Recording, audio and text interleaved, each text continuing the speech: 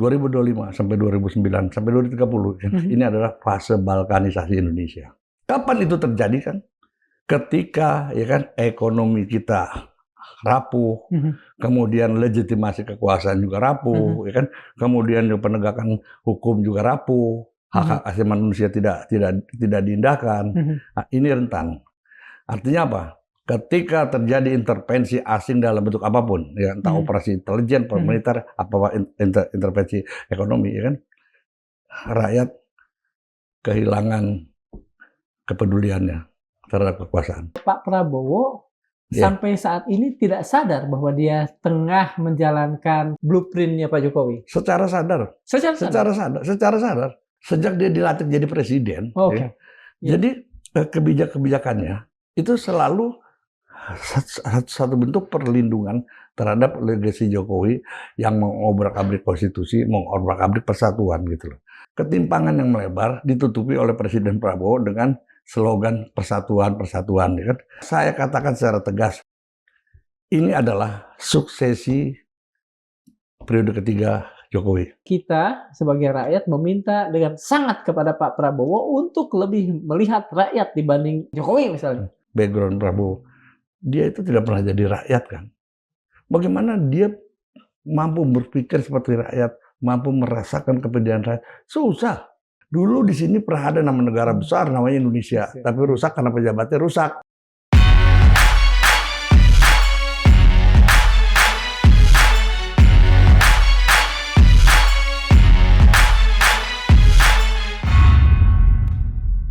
Bismillahirrahmanirrahim. Assalamualaikum warahmatullahi wabarakatuh. Sobat Madilog, kita baru saja menyaksikan sesuatu yang cukup mengagetkan dan dalam banyak hal menghimpit dada kita. Venezuela diperlakukan dengan buruk oleh satu negara yang selama ini mengaku diri sebagai negara paling demokratis di dunia.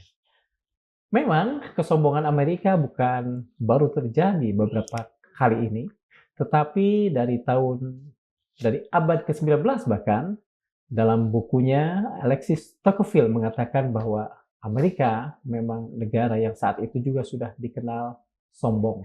Tapi persoalannya bukan sekadar Amerika, persoalannya juga adalah bagaimana kita melihat Venezuela sebagai satu negara di mana kohesinya mulai rapuh, ikatan di antara sesama warganya juga kian melemah, kemudian ada kepercayaan dan legitimasi yang retak. Nah, beberapa kalangan intelijen yang sempat saya coba curi-curi di berbagai website itu bicara juga soal yang sama dengan Indonesia. Konon ada banyak kesamaan antara Indonesia dengan Venezuela di saat-saat ini. Dan mereka juga bicara bagaimana implikasinya terhadap Indonesia, bagaimana kalau misalnya keretakan, kohesi yang melemah itu terus terjadi, dan itu yang bisa kita lihat dengan mata telanjang di keseharian kita hari ini. Untuk itulah, pada Madilog kali ini kami menghadirkan seorang mantan Intel yang bekerja di BIN dan saat ini lebih banyak menjadi pengamat dunia intelijen, Pak Sri Rajasa Chandra. Hatur nuhun, Pak. Siap. Pak, ini saya langsung ya, Pak ya. Ya. Ada banyak orang yang bicara soal intelijen mengatakan banyak sekali kesamaan antara Venezuela yang saat ini diperlakukan dengan buruk, ya, bagaimanapun dianggap tidak punya marwah, dengan Indonesia di tahun-tahun terakhir. Bagaimana Bapak melihat, Pak? Gini, Kang. Sebenarnya tidak semua ada kesamaan gitu ya. Cuman juga ada perbedaannya yang membuat kenapa Amerika harus melakukan serangan militer kepada Venezuela ya. Memang betul ketika kita melihat bagaimana pemerintahan Venezuela yang rapuh ya, hilangnya legitimasi, ya kan, kepercayaan publik terhadap presiden, kemiskinan yang hiperinflasi sehingga mengakibatkan terjadi eksodus, ya kan, sekitar 8 juta orang Venezuela keluar. Nah, ini juga kita lihat sebagai semacam kerapuhan internal yang berpotensi dieksploitasi oleh kekuatan asing. Namun demikian, pemicunya gitu ya. Salah satunya adalah ya kan, di samping tadi kelemahan tadi internal, cuman ada persoalan-persoalan yang dipandang oleh Amerika sebagai sudah masuk ke ranah vital interest-nya politik luar negeri Amerika. Oke. Salah satunya yang paling fatal adalah ketika Venezuela berusaha menggunakan mata uang lain ketika dia berdagang dengan Rusia, dengan Cina gitu ya. Artinya apa? Ini kan sama juga mendiskreditkan dolar di lingkungan internasional. Iya. Ya. Nah, Sementara Venezuela dengan Amerika itu ibaratnya tetangga ya. iya betul. Amerika punya doktrin Monroe, Julius Iya Monroe itu. betul. Nah, maka dari itu ketika sikap politik luar negeri Venezuela seperti itu, yang menggantikan peran dolar dengan mata uang lain, gitu ya, ini dipandang oleh Amerika sudah menyinggung vital interest. Vital interest adalah salah satunya adalah perdagangan internasional, ekonomi internasional kan. Buat Amerika itu vital interest. Nah, di dalam konstitusi Amerika dikatakan bahwa ketika ada ancaman terhadap vital interest, terhadap ekonomi, perdagangan internasional, itu presiden itu punya kewajiban untuk melawan ini. Kalau tidak, presiden diimpeach. Bahkan di dalam konstitusi presiden punya kewenangan sampai pengerahan pasukan militer. Oke. Nah, begitu seperti itu kondisinya. Nah, maka dari itu kita lihat memang bukan sekedar persoalan narkoba, bukan. Di samping itu ada minyak di sana gitu ya. Ya kalau soal itu kan kita sudah punya banyak pengalaman lah. Iya. Kayak apa senjata pemusnah massal yang juga tidak ada. Iya. Selalu ada alibi-alibi. Ya kilah ya itu sih. Iya. Nah, tapi kalau kita lihat kalau persoalan ketika itu dikaitkan dengan persoalan narkoba, kenapa Amerika tidak nyerang Meksiko gitu ya? Kolombia gitu ya kan, yang lebih gila lagi kan gitu kan. Nah, tapi itu tadi ada kepentingan lain di balik itu. Di samping political oil itu kan, untuk Venezuela. Pak, Bapak tadi bicara soal kerapuhan yang dialami oleh Venezuela. Kalau misalnya kan kita harus pengalaman kan bukan sekadar pengalaman kita juga harus bisa mengambil pelajaran dari pengalaman orang. Apa sih hal-hal yang menurut intuisi intelijen Bapak sudah sangat rapuh di negeri ini? Sebetulnya tindakan intervensi ya negara lain kepada kita ini sudah terjadi jauh-jauh hari. Seperti kasus G30 SPKI itu ada gelar operasi intelijen mereka. Mereka tuh Inggris dan Amerika dalam rangka mematangkan situasi pada saat itu untuk menjatuhkan Presiden Soekarno. Termasuk 98 juga begitu terjadi. Nah, kapan itu terjadi kan? Ketika ya kan ekonomi kita rapuh, kemudian legitimasi kekuasaan juga rapuh, ya kan, kemudian penegakan hukum juga rapuh, hak asasi manusia tidak diindahkan. Nah, ini rentan. Artinya apa? Ketika terjadi intervensi asing dalam bentuk apapun, ya entah operasi intelijen, militer, apa intervensi ekonomi, ya kan, rakyat kehilangan kepeduliannya terhadap kekuasaan. Sehingga apa? Mereka bisa masuk dengan lenggang kangkung. Luar negeri itu. Pak, kalau misalnya tadi Bapak mengatakan ada semacam gelar operasi yang dilakukan oleh Inggris dan Amerika, jadi yang disebut dokumen Gilchrist itu benar? Itu benar. Karena gini, saat ini itu dokumen rahasianya CIA untuk Indonesia ya, termasuk MI6-nya Inggris, itu sudah diklasifikasi. Kita bisa baca semua, gitu. Dan terang benerang terbaca semua. Dan bahkan mereka MI6 mengatakan bahwa ini keberhasilan intelijen yang paling luar biasa untuk Inggris ketika dia bekerjasama dengan. Mungkin itu makanya operasi yang mereka lakukan di Chili disebut operasi Jakarta, kalau saya tidak salah ya. Iya betul. Inggris itu kan duta besar kalau nggak salah. Betul, duta besar Amerika ya Pak ya? Bukan Inggris ya? Inggris di Indonesia saat itu. Karena memang Inggris yang paling ofensif pada saat itu. Ya. Jadi CIA hanya nunggu. Inggris yang bermain. Amerika, apakah mungkin melakukan hal yang sama di Indonesia atau justru bukan Amerika tapi negara lain yang sama sekali tidak pernah kita perhitungkan? Gini Kang, kita melihat selain faktor domestik ya kan, posisi geopolitik Indonesia ini berada di jantung Indo-Pasifik. Yang membuat negeri ini tidak bisa berdiam diri gitu. Laut Cina Selatan, Selat Malaka, hingga kawasan Pasifik adalah titik-titik panas rivalitas di antara negara besar, Amerika, Cina, dan India juga mungkin, kan? Jadi mengakibatkan kawasan ini menjadi perebutan gitu. Nah, oleh karenanya ya kan, kita lihat hari ini ya kan, ketika Amerika sudah mulai surut untuk melakukan keterlibatan dalam hal investasi, Cina yang masuk. Bahkan ini lebih barbar gitu, lebih menggunakan segala cara. Hari ini kita lihat kan bagaimana Cina mendapat privilege ya, mendapat karpet merah dari mulai pemerintahan Jokowi hingga hari ini kan, sehingga kemudahan-kemudahan itu sangat merugikan kita.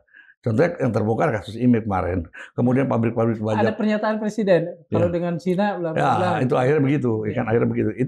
Itu satu bentuk saya pikir semacam kayak penyerahan diri lah gitu ya. Nah kemudian baru terbongkar lagi pernyataan dari Pak Purbaya bahwa pabrik baja Cina di Indonesia tidak dikenakan PPN, kan gila. Bahkan itu kerugiannya bisa sampai triliun, ratusan triliun, karena hilangnya. Oleh PPN. Pemerintah Jokowi berarti kemarin ya? Iya, betul. Kita kerugiannya sampai triliunan ketika PPN dibebaskan. Maka dari itu, ya kan, kita lihat dampak selain itu adalah hancurnya pabrik baja kita. Itu itu monumen nasional itu. Ya kan? Krakatau Steel nggak bisa bersaing. Saya baru tahu kenapa ini tidak, karena itu tadi tidak dikenakan PPN, sehingga mereka bisa menjual jauh lebih murah.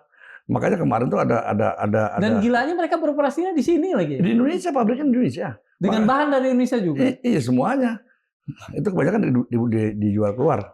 Kalau demikian, bisakah dikatakan bahwa pemerintahan kemarin itu sudah menyerahkan diri menjadi proksi Cina? Betul. Jadi gini ya, kalau kita lihat 10 tahun pemerintahan Jokowi ini kalau saya lihat ya, ini adalah awalnya nih ya, cita-citanya adalah mengembalikan kejayaan Majapahit. Kita bisa lihat bagaimana proyek-proyek mercusuar dari Jokowi. Ada poros maritim, masuk kita G20, pembangunan IKN, segala infrastruktur segala macam. Tapi ternyata ya kan, jadi ternyata fase itu kan dipenuhi dengan kegagalan karena rapuh dari dalam. Jadi fase kebangkitan era Majapahit itu ya sudah redup, sudah selesai sampai tahun 2025 kemarin, ya kan? Karena Indonesia memang tampil dengan poros maritim cuma itu hanya sebagai kosmetika politik aja, gitu loh. Jadi ya bukan dijadikan sebagai pondasi dari bangunan negara baru gitu ya, yang lebih solid ya kan, seperti era Majapahit lah gitu ya. Nah, kemudian ekonomi tumbuh tapi tidak menjadi alat bertransformasinya gitu ya. Ekonomi tumbuh hanya untuk kepentingan kalangan elit dan oligarki kan. Ya kan? Kemudian bonus demografi juga tidak kelihatan. Bahkan ini menjadi ancaman bom waktu ketika ekonomi kreatif tidak bisa menampung mereka gitu loh. Nah, kemudian juga apalagi demokrasi hanya sekedar bertahan aja kan, tidak memberikan substansi apa-apalah ya kan. Nah, ketimpangan yang melebar ditutupi oleh Presiden Prabowo dengan slogan persatuan ya kan. Inilah ironinya dari pemerintahan sebelumnya ya. Nah, kemudian hari ini kan ya, dilanjutkan dengan kepemimpinan Prabowo yang saya katakan secara tegas ya kan, ini adalah suksesi periode ketiga Jokowi. Ini pemerintahan Prabowo sekarang ini ya kan. Karena apa? Karena tidak ada terobosan yang dapat memperbaiki legasinya Jokowi pada masa lalu. Tidak ada terobosan apapun. Bahkan saya katakan di sini 2025 sampai 2009 sampai 2030 ini adalah fase balkanisasi Indonesia. Sebetulnya Bapak menyatakan bahwa Pak Prabowo sampai saat ini tidak sadar bahwa dia tengah menjalankan, katakan saja, blueprint-nya Pak Jokowi. Secara sadar. Dan memang makanya saya bilang dari awal ya kan, ketika orang mengatakan bahwa mungkin Prabowo tersandera oleh cerita masa lalu, kemudian Prabowo takut ya kan karena masih ada cerita masa lalu, itu bohong semua. Karena apa? Sejak awal mereka itu satu frekuensi. Kapan yang Bapak sebut sejak awal itu? Sejak awal. Jadi sejak dia dilantik jadi presiden, jadi kebijakannya itu selalu satu bentuk perlindungan terhadap legasi Jokowi yang mengobrak-abrik konstitusi, mengobrak-abrik persatuan gitu loh. Nah, sejak awal hingga hari ini gitu loh, hingga hari ini. Jadi publik jangan lagi berharap gitu ya, ada ekspektasi publik bahwa nanti Prabowo akan melakukan perubahan. Nggak ada sama sekali. Ini sudah terlihat kan. Hari ini sudah terlihat. Jadi ketika Prabowo menyatakan saya lebih cinta persatuan ya, tapi dia juga lindungi legasi kekuasaan Jokowi yang memporak-porandakan Indonesia, kan? Justru inilah yang merusak persatuan gitu. Gimana? Jadi terjadi paradok. Di satu sisi dia cinta persatuan, tapi di satu sisi dia biarkan persatuan ini rapuh gitu. Ini yang terjadi hari ini. Jadi penambahan paradok Indonesia kalau begitu. Iya jelas, ini paradok lagi nih. Paradok Indonesia. Satu hal yang nonsen lah gitu ya. Sebentar, bukankah selama ini kita mengenal Pak Prabowo sebagai seorang yang patriotik, yang nasionalis ya, nasionalis, patriotik, yang menginginkan Indonesia dan rakyatnya maju gitu? Ya. Nah, kalau slogan itu boleh-boleh aja, atau misalnya semacam kosmetika politik pada saat dia berorasi, boleh-boleh aja. Tapi realitanya, ya kan, kalau dia seorang nasionalis, ya kan, dia harus dengar dong aspirasi rakyat. Salah satunya yang gampang aja, Kapolri. Ya. Itu kan sudah tuntutan publik. Ya. Kemudian reformasi polisi yang juga nggak jelas jalannya. Kemudian beberapa kali ya kan Prabowo melakukan manuver kebijakan yang melindungi kejahatan keluarga Jokowi. Terus di mana nasionalismenya gitu loh? Nggak ada kan? Yang ada ternyata bahwa Jokowi dan Prabowo adalah authoritarian personality yang ada dalam diri. Ini sudah tumbuh dalam dirinya. Susah untuk dirubah gitu. Nah itulah kesamaan frekuensinya sama-sama. Bukankah Pak Prabowo ketika beliau saat ini adalah seorang presiden dan masih tetap menjalankan seperti yang Bapak katakan, katakan cara-cara, kemudian tujuan, target-target dari Pak Jokowi, artinya dia sama sekali menghilangkan dirinya dalam catatan sejarah bangsa ini untuk hal-hal yang baik, kan? Jelas. Sebetulnya gini, Kang, saya bilang. Apa timbal baliknya untuk kehilangan semua itu, Pak? Bagi Pak Prabowo. Saya melihat begini kan, ketika Prabowo mencalonkan diri untuk menjadi presiden tahun hari ini, kan, yang ada di dalam benak Pak Presiden cuman yang penting gue jadi presiden, selesai. Apapun caranya terserah, gitu loh. Nah, ketika sarana itu datang difasilitasi oleh Jokowi, ya artinya dialah guru politiknya Prabowo, dan itu dinyatakan langsung oleh Prabowo bahwa Jokowi adalah guru politik dia. Dan sudah itu bukan pernyataan yang sekedar lip service, bukan. Itu pernyataan dalam hatinya. Bahkan pada saat Natal kemarin dia malah menyalahkan para pakar yang mengatakan ngawur, bahkan dibilang so tahu tentang dirinya. Bahwa sebenarnya dia rukun-rukun, nggak ada masalah dengan, khususnya dengan Jokowi lah kan. Itu kan sebuah pernyataan politik ya. Itu bukan lagi pernyataan, itu semacam deklarasi lah. Bahwa saya sama Jokowi itu ya sama gitu loh. Jadi jangan coba-coba untuk. Sementara banyak pakar meminta dia makin menjauh ya. Iya. Dan itu dianggap ngawur dan hanya membuat kegaduhan. Ya semakin jelas lah. Artinya apa? Entah langsung tidak langsung dia sudah membuka dirinya pada saat mendeklarasikan dirinya dalam konteks politik bahwa dia adalah juga Jokowi gitu loh. Ini kayak model kalau cerita itu saya adalah Tuhan, cerita apa yang itu yang kemudian yang nggak jadi, yang tadinya dianggap bagian daripada Wali Songo. Siti Jenar. Siti Jenar. Anak Al-Haq. Iya. Tapi beda. Ya. Ya seperti itu gitu. Jadi kalau lihat Prabowo ya lihat Jokowi gitu. Lihat Jokowi lihat Prabowo. Maunya gitu. Jadi semacam kemarin itu semacam kayak tekanan kepada publik. Udahlah, jangan dibicarain lagi soal ini gitu loh. Selama ini kita mengenal Pak Jokowi sangat dekat dengan Cina. Bahkan tadi Bapak sendiri mengatakan beliau mengaminkan mengaminkan bahwa beliau adalah proksi Cina. Kalau misalnya Pak Prabowo mengikuti Pak Jokowi dengan tanpa reserve, artinya kita memang melanjutkan menyediakan diri menjadi proksi Cina itu. Betul. Sekarang dalam konteks kepentingan internasional, jelas bahwa Prabowo sudah masuk ke bridge pada saat itu kan, dan itu mendapat semacam ada kekecewaan dari Amerika sebenarnya, kan? Makanya kemudian dibuat teksnya yang begitu tinggi buat Indonesia. 19%. Ya, itu salah satu. Tapi juga masuknya Indonesia ke BRICS itu salah satu bentuk pengakuan bahwa sekarang orientasi politik kita lebih ke timur daripada ke barat gitu loh.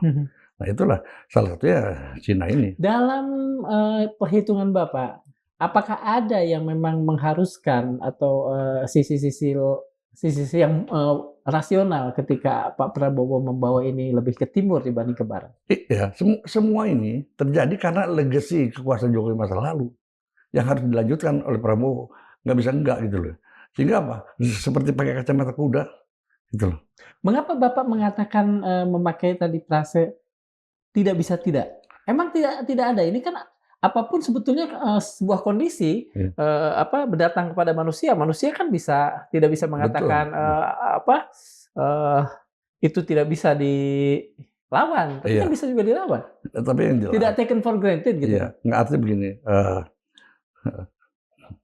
Kedekatan Jokowi dengan Cina pada masa lalu ini ikatannya sudah semacam menjadi kayak gurita gitu yang menjerat kita. Kita mau keluar kemana pun juga udah sulit. Nah inilah warisan yang diberikan kepada Prabowo yang akhirnya juga Prabowo tidak bisa berbuat banyak kecuali berserah diri kepada Cina gitu. Ya kalau sekarang ini Prabowo mau mengambil sikap yang bertentangan, tentunya kasus ini sudah diangkat benar-benar pada masalah hukum. Dan kasus-kasus yang lain pun juga yang keterkaitan bisnis Cina dengan menghalalkan segala cara sudah diangkat. Karena sangat merugikan sekali kan. Sangat-sangat merugikan gitu loh. Tapi ternyata enggak. Artinya itu tadi, karena ikatannya sudah begitu kuat ya, sehingga sulit untuk keluar dari jeratan bisnis Cina ini. Sehingga inilah yang diwariskan kepada Prabowo. Prabowo pun juga akhirnya nggak berpikir panjang lagi, udah lanjutin aja. Kalau kita mengasumsikan bahwa di Cina kebebasan itu mereka maju, tapi pada sisi kebebasan mereka tidak banyak berubah karena politiknya dengan komunis zaman dulu ya. Apakah artinya Indonesia pun punya peluang untuk meniru cara-cara itu?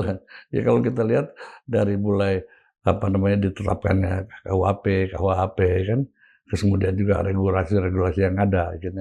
Artinya gini, Prabowo menginginkan Indonesia maju, tapi rakyatnya ya kan tunduk dengan di bawah sistem otoriter. Itu aja. Nah sekarang terbukti bahwa kemajuan itu juga tidak bisa dinikmati oleh rakyat juga gitu ya pada akhirnya. Seperti di Cina juga seperti itu. Bahkan tingkat pengangguran sangat tinggi, bahkan melebihi daripada jumlah penduduk Indonesia. Mungkin ada sekitar 300 juta mereka nganggur. Nah inilah yang mereka dikirim kemana-mana untuk mengisi pekerjaan-pekerjaan di Morowali itu. Iya, termasuk itu. Jadi memang ternyata juga sistem komunis di sana dengan politik komunis kemudian ekonominya liberal juga nggak menentukan bahwa terjadi sama rata sama rasa, nggak juga. Ya. Nah, bahkan kekayaan terkonsentrasi di kelompok-kelompok mereka yang berada di Politbiro gitu loh. Dan di elit kekuasaan, termasuk di sini juga seperti itu. Jadi kalau bicara Prabowo bahwa dirinya terus mendorong kemajuan, tapi di sisi lain dia menerapkan sistem otoriter kan terhadap kepentingan rakyat, amblas lah. Ini juga bahaya. Inilah salah satu indikasi terjadi balkanisasi nanti. Oke. Kalau kita katakan asumsikan ya, apa yang terjadi di lapangan Tiananmen di tahun 89 itu dikatakan sebagai monumen kekejian Cina. Kalau kita katakan saja ngambil benchmark Cina dalam banyak hal, apakah hal-hal semacam itu potensial juga akan terjadi di Indonesia? Betul. Maka dari itu kalau di Cina kan, pemerintahan yang berorientasi pada komunis, dia mengatakan dia juga menjunjung tinggi hak asasi manusia, tapi dia lebih menjunjung tinggi hak asasi negara. Ketika hak asasi negara ini terabaikan, dia sikat hak asasi manusia. Itu contohnya Tiananmen. Nah, di sini pun juga nanti begitu. Coba kita lihat. Ya. Bisa diabaikan hak asasi manusia dengan alasan kepentingan hak asasi negara. Negara harus terus tumbuh, hidup berdampingan dengan negara-negara lain setara segala macam. Seperti itulah. Itu kan alasan-alasan. Jadi ada penggunaan dua diksi kan, di dalam hak asasi. Jadi ada hak asasi manusia dan ada hak asasi negara. Ketika hak asasi manusia ini menciptakan kerawanan buat hak disikat. Jadi negara dalam tanda petik itu nanti akan menjadi sesuatu yang disucikan, Betul, yang tidak bisa betul, diapa-apain, betul. di mana kalau setiap kepentingan manusia berhadapan Betul. dengan negara, manusia yang harus hormat. Habis, ya. Nah, ini juga Indikasinya apa, Pak? Kalau boleh, bisa mungkin Bapak memberikan. sekarang 1, kita 2, bisa 3. lihat, Pak, Kang, berapa banyak orang yang dikriminalisasi, gitu ya, dengan alasan kepentingan stabilitas lah, kepentingan politik nasional lah. Ya. Hari ini kan banyak sekali terjadi. Bahkan upaya penghambatan dari kegiatan-kegiatan yang mengusung isu kebenaran. Iya. Udah mulai lagi tuh, kemarin ada diskusi buku dibubarkan ya? Iya. Bulan lalu tuh, akhir tahun lalu. Dan itu apalagi terus KUHP-nya seperti itu, tidak berpihak kepada kepentingan rakyat, kan? Selalu demi kepentingan kekuasaan semua. Nah, ini satu indikasi bahwa ini juga bagian daripada tahapan daripada balkanisasi Indonesia. Banyak sekali pengamat pernah mengatakan bahwa di Indonesia akan terjadi balkanisasi pada tahun 1999, 2000, seiring dengan turunnya orang kuat yang namanya Soeharto saat itu. Karena di Balkan pun, di Yugoslavia saat itu, Tito meninggal, mereka terpecah belah kan, ada Serbia, Montenegro, Herzegovina, Bosnia gitu. Tapi kan tidak terjadi di Indonesia. Apa yang membuat Bapak yakin justru sekarang dalam waktu dekat itu yang akan terjadi? Kenapa pada saat itu prediksi orang tidak terjadi ya balkanisasi Indonesia? Karena satu hal yang berbeda dengan Yugoslavia tidak punya bahasa resmi, ya kan? Tidak punya satu panduan tentang dasar negara, nggak ada. Yang ada hanya tokoh pemersatu. Tito. Di Indonesia kita masih punya tuh bahasa yang satu, bahasa Indonesia, kan ya. Adalah semacam semangat seperti itu. Walaupun Soeharto pada saat itu harus lengser, sehingga Indonesia tetap bertahan. Tapi hari ini, ya kan, eksistensi dari risiko balkanisasi. Jadi artinya gini, bukan langsung negara ini pecah, kan, ya? Tapi bagian dari proses yang perlahan di mana pondasi persatuan terkikis oleh ketidakadilan struktural, polarisasi politik, kemudian kegagalan mengelola bonus demografi, kan, dan intervensi geopolitik eksternal. Ketidakmampuan kita mengelola bonus demografi ini pada puncaknya tahun 2009 kan. 70% Gen Z itu masuk pengangguran. Bukan, harus ada kerja ya? Iya, pada angkatan kerja. Kan? Kalau negara tidak bisa mewadahi ekonomi kreatif, kemudian dia menjadi pengangguran, dia ini radikal nih. Kerawanannya tinggi juga, gitu loh. Sangat tinggi bahkan. Karena 2029, 70% mereka masuk kepada menjadi angkatan kerja. Nah, itu tadi kerawanan kan. Nah, sehingga apa? Inilah masa ketika keretakan yang selama 2 dekade ditutupi oleh simbol persatuan mulai terbuka. Dan setiap retakan ini dapat diperbesar oleh kepentingan global, gitu loh. Masuklah ya. Iya. Entah dalam bentuk operasi militer kah, operasi intelijen kah, atau operasi ekonomi ya. Sehingga Indonesia berpotensi untuk terpecah menjadi bangsa yang terbelah. Gitu. Bapak mengkhawatirkan itu? Iya, jelas. Misalnya begini, ada banyak orang atau paling tidak beberapa orang yang saya kenal itu mengatakan bahwa kalaupun negara ini harus terpecah menjadi negara-negara kecil, kalau setiap negara kecil itu bisa memakmurkan warganya, mengapa tidak? Jelas. Bagaimana dengan kan itu kan ada teori siapa waktu itu kan, negara desa dia bilang gitu kan. Jadi setiap negara itu dibangun atas dasar kesamaan etnik segala macam kan. Saya pikir ya saya bukan anti Indonesia ya. Iya. Cuma tidaklah kita tidak. Iya. Tapi kalau memang akhirnya terjadi seperti itu ya kan, ya artinya sesuatu yang artinya gini, para pemimpinnya ini harus bertanggung jawab lah, gitu loh. Dia harus saya pikir dia nggak boleh lagi ada di sini gitu loh. Saya artinya sedih saya ngeliat kayak begini kan. Karena gini kan, begitu lemahnya fungsi pemerintahan ya kan. Artinya gini, ya pemilu tetap digelar ya kan. Partai-partai tetap bersaing, rakyat tetap memilih. Tapi substansi demokrasinya sudah tereduksi. Hanya menjadi ritual elektoral aja gitu 5 kan. tahunan ya. Iya kan? Tapi semuanya dikuasai oleh oligarki dan para pemilik modal gitu kan. Jadi demokrasi seperti ini ya bukan memperkuat persatuan, malah memecahkan persatuan akhirnya.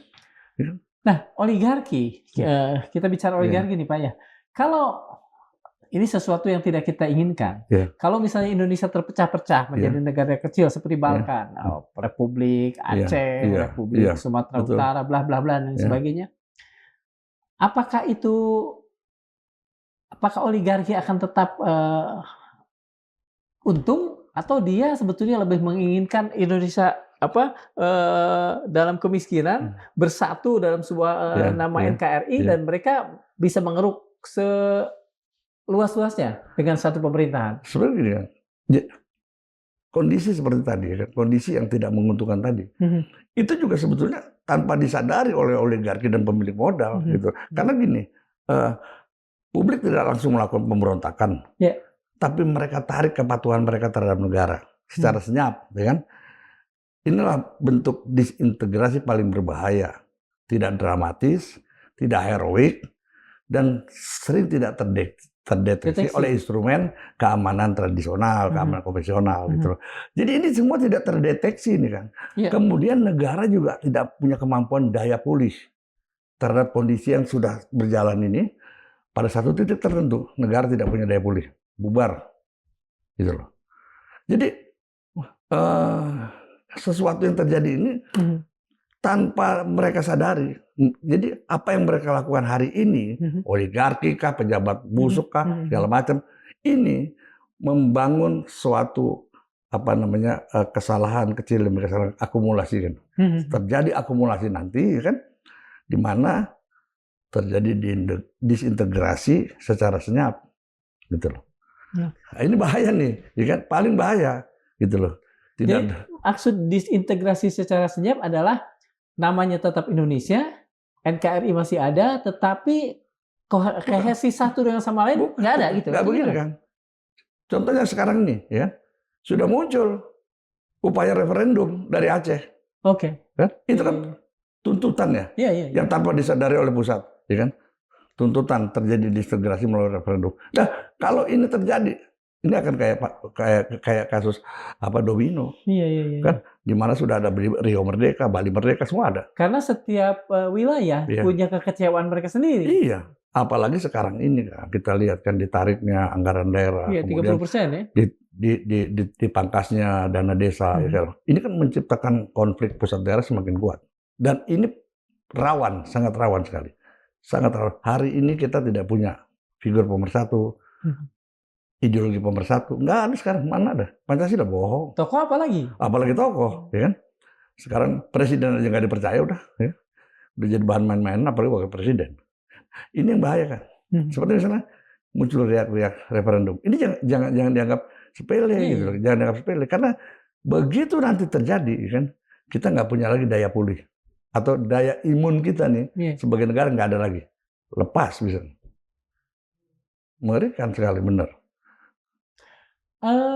Presiden menyadari itu atau dalam pandangan Bapak tidak menyadari itu? Presiden masih menganggap bahwa ini cuma omong-omong doang katanya. Itu ya, bahwa kita kuat dari mana? Gitu. Jadi ini terpengaruh oleh cerita masa lalu gitu ya. Hari ini namanya perekat kan dari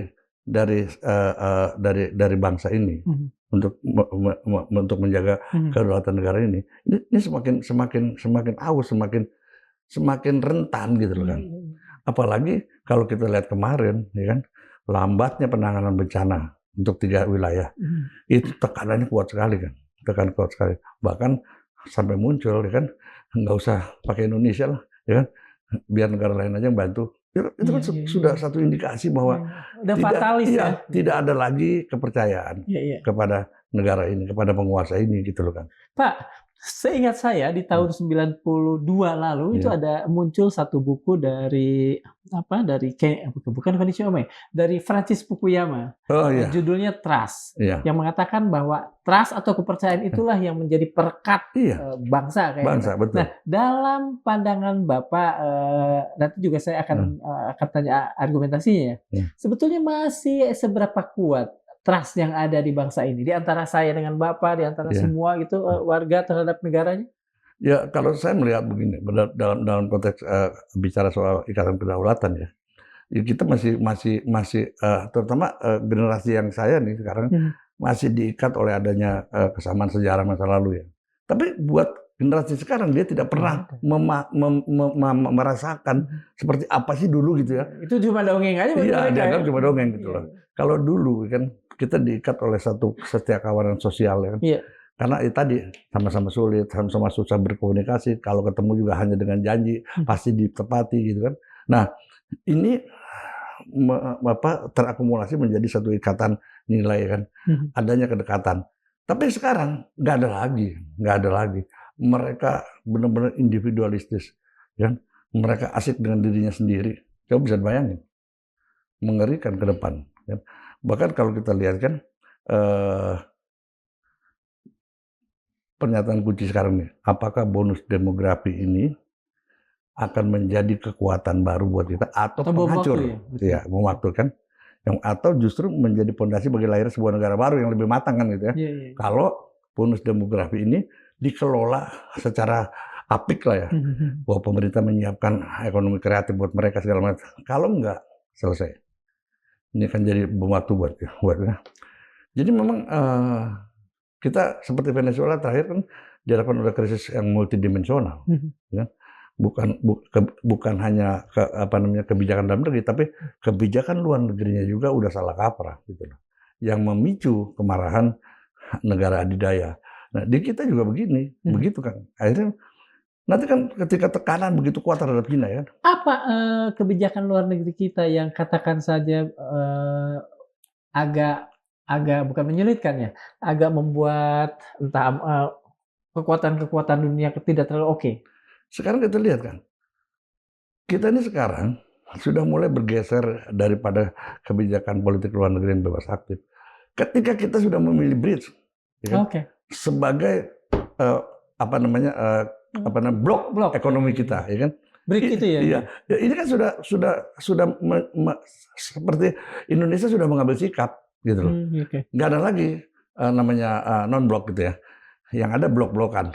Nah, ini jangan main-main. Amerika tetap melihat ini, gitu loh. Ketika nanti tidak semata itu sebuah blok ekonomi, Pak, dilihatnya. Oh enggak. Justru kalau kita bicara kepentingan internasional, kepentingan luar negeri, yang dilihat di ekonomi. Nggak ada lagi, gitu loh. Ya.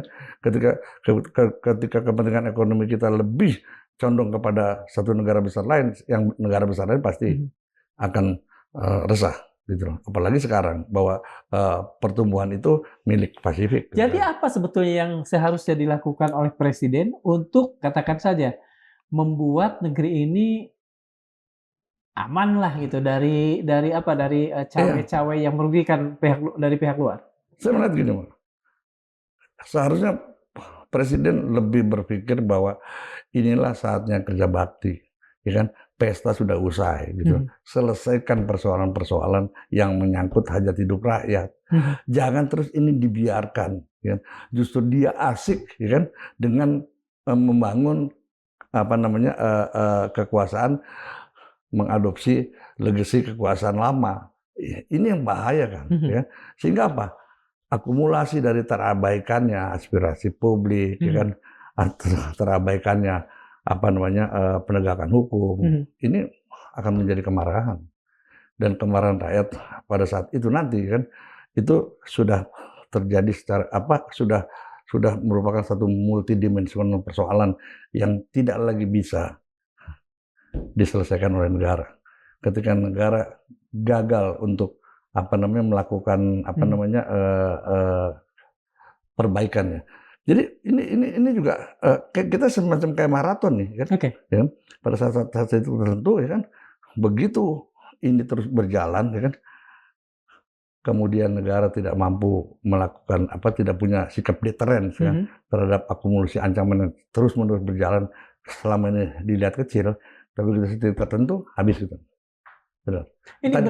Jadi gini, yang saya katakan bahwa akan terjadi bukan pemberontakan dalam arti kata konflik bersenjata segala macam, bukan. Tapi tadi sudah terlihat kan Aceh melalui proses politik yang dipandang juga konstitusional, yaitu referendum. Walaupun di kita tidak dianut sistem referendum, tapi ketika tuntutan itu muncul, kayak Timur Timur, ya, lepas. Ya. Dan itu menjadi peluang dari masuknya PBB lah. Iya, semua. Karena itu kan dianggap hak, hak setiap orang pada akhirnya. Makanya saya bilang dalam melihat persoalan Aceh jangan melihat sekedar persoalan separatisme gitu loh. Persoalan Aceh ini harus dilihat dengan kacamata yang benar-benar komprehensif ya, lihat dari latar belakang sejarah segala macam, bahwa yang dituntut Aceh hari ini adalah kedaulatan wilayah Aceh ketika Indonesia belum merdeka, gitu loh kan. Yang pada saat itu dianeksasi oleh Belanda, kemudian dimasukkan ke dalam Hindia Belanda. Menurut hukum internasional nggak boleh. Ketika negara sudah berdaulat, kemudian dianeksasi, kemudian dimerdekakan, dia harus dilepas. Nggak boleh masuk kepada negara jajahan lain. Ini yang dituntut oleh Aceh. Coba ngeri nggak? Jadi pada sisi itu mereka punya legalitas. Ya? Legalitas, self-determinasi. Menentukan nasib sendiri. Ya. Karena kemarin kan nasibnya ditentukan oleh Belanda. Jadi persoalan Aceh ini kan bisa menjadi teori domino nih. Ya kan? Entah dia lepas dengan cara apa. Ketika nanti ada upaya Belanda main mata dengan Aceh, lepas itu. Habis. Benar. Kita nggak punya kekuatan loh dalam bargaining power di forum internasional. Orang Sipadan digitalnya kita kalah dengan Malaysia, ya kan? Kalah. Nggak ada. Kita kehilangan Sipadan kita dari awal 2000 itu. Iya, begitu masuk ke mahkamah internasional habis. Pak, ini berkaitan dengan tadi generasi-generasi yang masih muda nih, Gen Z, mungkin Alpha dan sebagainya. Kalau melihat ini mereka, apakah mereka nanti kalau misalnya tidak, katakan saja negara tidak mampu memberikan mereka keperluan yang seharusnya diadakan pekerjaan, apa yang akan mereka lakukan? Apakah akan menjadi anarki atau akan menjadi yang tadi itu cuek, diam, peduli setan? Yang jelas pengangguran akan meningkat karena kan populasi Gen Z itu besar sekali. Ketika tahun 2029 nanti itu 70% Gen Z itu masuk dalam angkatan kerja. Ketika pemerintah tidak mampu mewadahi dalam ekonomi kreatif, dia kan akan terjadi pengangguran. Nah, kita tahu bagaimana Gen Z perilakunya, ya kan? Destruktif, ya kan? Akan terjadi radikalisme di sana, ya kan? Dan bahkan pemberontakan secara terbuka, seperti kasus Nepal. Itu yang terjadi kan, nggak main-main. Jadi kalau pemerintah selalu mengatakan bahwa ini ada bonus demografi, bonus demografi yang mana? Karena gua sekedar bonus itu ancaman juga nantinya. Kalangan ini, generasi muda ini sudah mulai ngomong, ini harus dinepalkan, itu harus dinepalkan. Apakah itu Bapak memandangnya sebagai ucapan kosong atau sebetulnya penuh, katakan saja, penuh jiwa, penuh spirit? Karena generasi muda ini, generasi Gen Z ini sudah melihat arah daripada perjalanan kekuasaan ini, gitu ya. Artinya apa? Ada semacam kekecewaan yang terjadi pada Gen Z ini. Seperti misalnya, itu kan semua diperkarsai oleh Gen Z. Misalnya kabur aja dulu, kan? Indonesia gelap, gitu, kan? Itu kan satu pernyataan yang sangat sarkasme, bagaimana dari kata bahasa. Nah, ini satu gejala ya, jangan dibiarkan begitu aja, bahkan disalahkan, ya kan? Kalau mau kabur aja, nggak cinta Indonesia, bukan begitu persoalannya. Nah, inilah cara berpikir Gen Z gitu loh, yang radikal kan gitu kan. Harus diterima itu sebagai sebuah kenyataan. Gitu kan. Sebagai satu bentuk pola ini mereka ya. Iya. Bahkan ada pernyataan bubarin DPR lah segala macam. Itu tadi. Di satu sisi Gen Z adalah yang tadi Bapak katakan, mereka keras, mereka diam, tapi sebetulnya mereka keras di dalam. Dan dihadapi oleh pemerintah yang kalau mau kabur aja, seolah-olah menafikan. Iya, betul. Ini apa yang akan terjadi? Itu tadi. Kan tidak nyambung tuh. Ini ancaman nih, ancaman buat kekuasaan. Karena sudah ada contoh kan, Nepal, ya kan? Iya, Ya kan? betul. Nepal itu kan satu negara yang menganggap Gen Z itu ya bukan masih anak-anak lah kan, nggak bisa. Iya. Tapi kenyataannya, Nothing lah gitu iya, ya. dia mampu menggerakkan satu apa namanya gerakan politik yang luar biasa, Iya, betul. menggulingkan pemerintahan dengan cara yang berdarah-darah seperti itu. Lagi juga gini kan, di sini maksud saya gini, kalau Gen Z ini ya kan, mampu dikelola secara baik ya, inilah sebagai cikal bakal daripada tumbuhnya New Indonesian yang baru gitu ya, Indonesia baru ke depan. Ini bukan siapa-siapa, ini mereka. Iya. Tapi mereka juga bisa menjadi predator ya kan buat Indonesia yang hari ini yang ambak-ambakan, yang acuran-acuran kan, sehingga hilangnya Indonesia ke depan.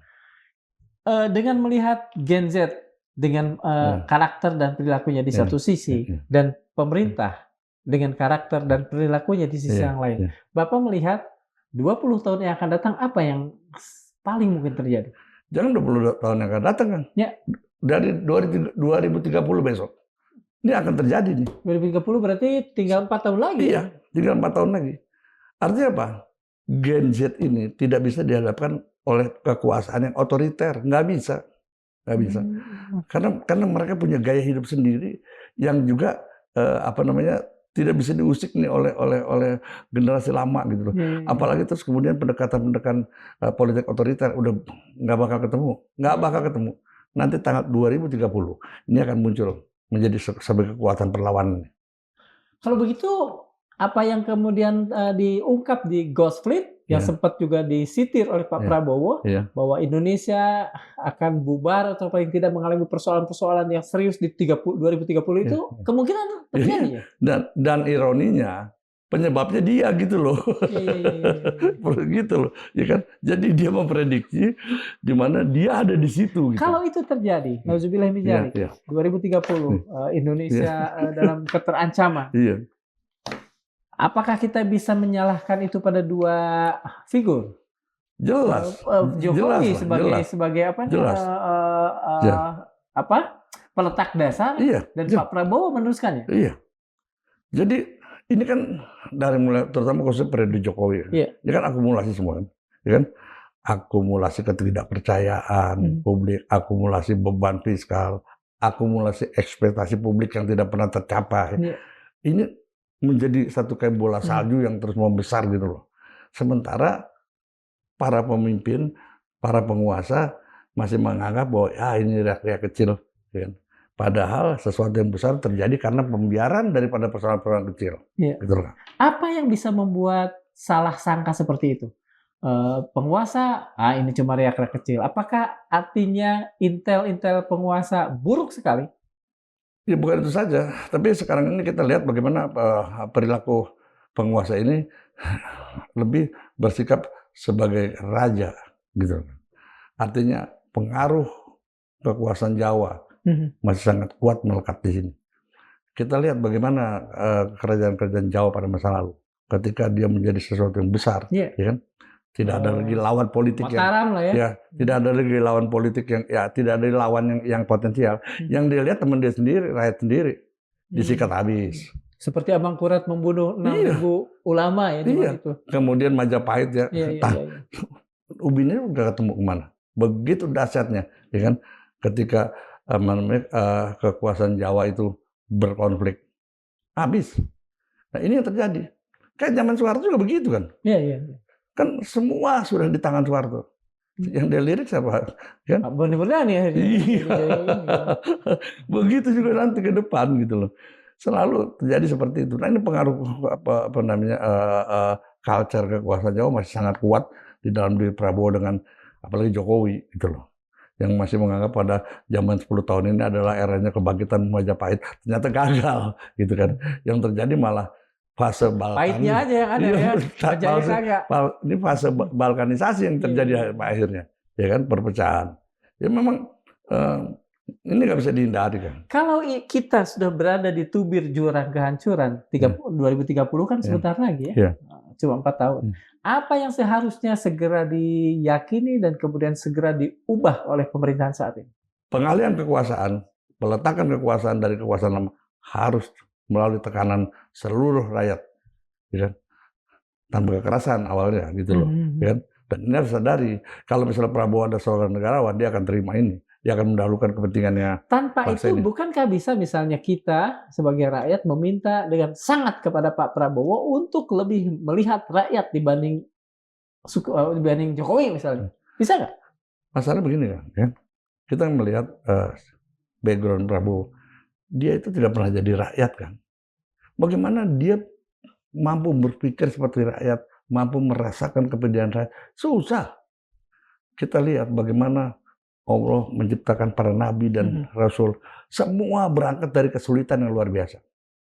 Coba, nggak ada nabi yang dari kecil enak, kemudian jadi nabi gitu, nggak ada.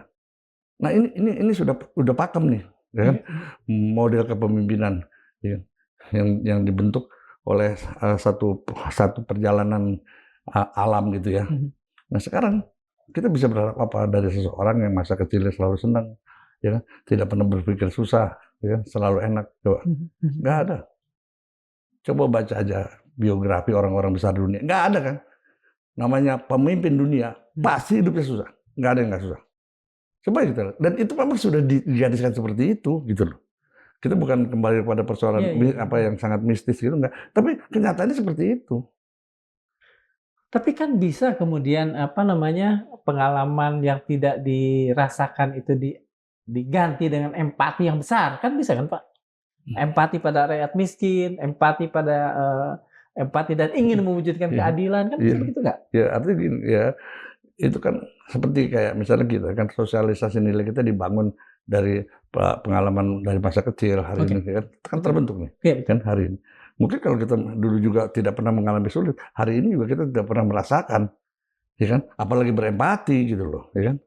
Ya kita lihat aja seperti hari ini, ya. tidak terjadi itu kan. Kalau Presiden Prabowo mempunyai empati, kan sudah dari kemarin-kemarin kan ganti Kapolri, ganti pejabat yang selama ini menyusahkan rakyat, udah pasti nggak mungkin. Kita saja yang orang di luar daripada sistem mual ngelihatnya. Ini pejabat kok masih juga gitu loh. Nah, sudah tahu kejahatannya luar biasa gitu loh. Seperti itu. Kalau misalnya kami meminta Bapak menyimpulkan dalam satu kalimat atau dalam kalimat yang pendek, apa yang seharusnya harus dilakukan oleh pemerintah dan oleh kita sebagai rakyat agar Indonesia ini bisa langgeng ke depan dan kita bisa mencapai apa yang dicita-citakan founder kita, masyarakat adil makmur dan makmur berkeadilan. Ya, bahwa pemerintah juga harus mengetahui bahwa bangsa ini bangsa yang cinta damai, tapi lebih cinta kepada kedaulatan. Untuk itu, ya kan, pemerintah harus punya komitmen untuk dalam rangka menjaga kedaulatan sehingga Indonesia tetap jaya, ya kan, sampai kapanpun juga. Indonesia tidak sekedar menjadi sejarah, ya kan, buat anak-anak kita kemudian. Kan jadi sedih kalau kita melihat bahwa dalam pelajaran sejarah anak kita, dulu di sini pernah ada negara namanya Indonesia. Betul. Kan? Ya kan? Ya. Itu aja kan. Coba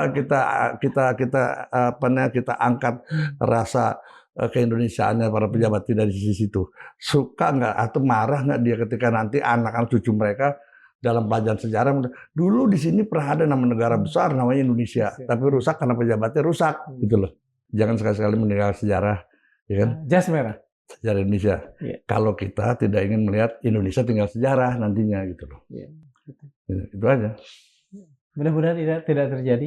Kita berharap, nauzubillah min dzalik, dan kita berharap Indonesia akan tetap ada sampai mohon maaf, kiamat menjadikan semua dunia ini tamat. Terima kasih Pak. Sobat Mandilog, Venezuela memberi kita satu pelajaran keras. Negara jarang runtuh karena serangan frontal. Venezuela jatuh karena akumulasi dari salah kelola, akumulasi kelelahan institusi, ketidakpercayaan, dan ilusi bahwa negara masih terkendali. Hannah Arendt pernah mengingatkan, subjek ideal kekuasaan otoriter bukanlah orang fanatik, melainkan masyarakat yang tak lagi bisa membedakan fakta dan fiksi. Di Venezuela, ketika fakta dikaburkan dan legitimasi diperebutkan, Amerika Serikat masuk bukan sebagai penyerbu, tetapi sebagai penentu. Antonio Gramsci pernah menulis, Krisis terjadi ketika yang lama sekarat, sementara yang baru belum mampu berakhir. Dalam ruang hampa itulah, sanksi pekerja, intervensi masuk, dan bangsa kehilangan kendali atas nasibnya sendiri. Indonesia belum berada di titik Venezuela, semoga. Tapi sejarah tak pernah menunggu kesiapan kita. Ia hanya menguji apakah sebuah bangsa mampu membaca tanda sebelum terlambat. Karena dalam geopolitik, yang dihancurkan lebih dulu adalah kepercayaan. Rasa saling percaya dan solidaritas di antara kita. Terima kasih. Assalamualaikum warahmatullahi wabarakatuh. Waalaikumsalam. Terima kasih, Ya, Pak.